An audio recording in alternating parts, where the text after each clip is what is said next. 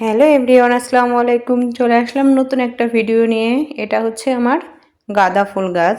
এটা রক্ত গাঁদা। আসলে রক্ত গাঁদাটা একদম টকটকে লাল থাকে, এটার ভিতরে হলুদ মিক্স আছে। যাই হোক, সব মিলিয়ে মাশাল্লাহ অনেক সুন্দর লাগে।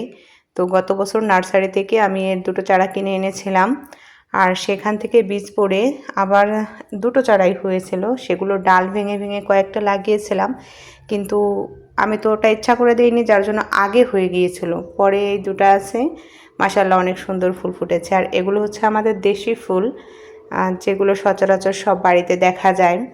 তো সেগুলো, এরও একটা বাগান আছে।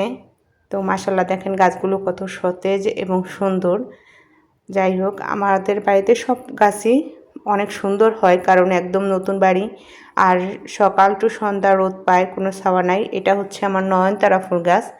এটাও দেখেন, এই সময়ে কিন্তু ফুলটা এত সুন্দর থাকে না, কিন্তু এখনও কত সুন্দর ফুল আছে। এই সিজনে তো সব গাছই কেমন যেন হয়ে যায় শীতের সময়, কিন্তু দেখেন গাছটা মাশাল্লাহ, যেমন গাছটাও কালো, ফুলগুলোও সুন্দর এবং বড় বড়। আর এটা বালুর ভিতরে, মানে ড্রেজারের বালু দেওয়া তো আমাদের বাড়িতে, যার কারণে এটা দেখেন, এটার কালার কিন্তু চেঞ্জ হয়ে গিয়েছে। এই যে আরেকটা। তো সবগুলোতেই কিন্তু ফুল আছে, গাছ যেমনই হোক।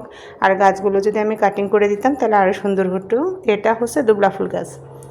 দেখেন কত পরিমাণে যে কলি গাছে, তার অভাব নেই।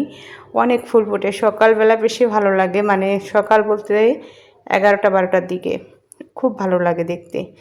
তো আজকে পর্যন্ত, আল্লাহ হাফেজ।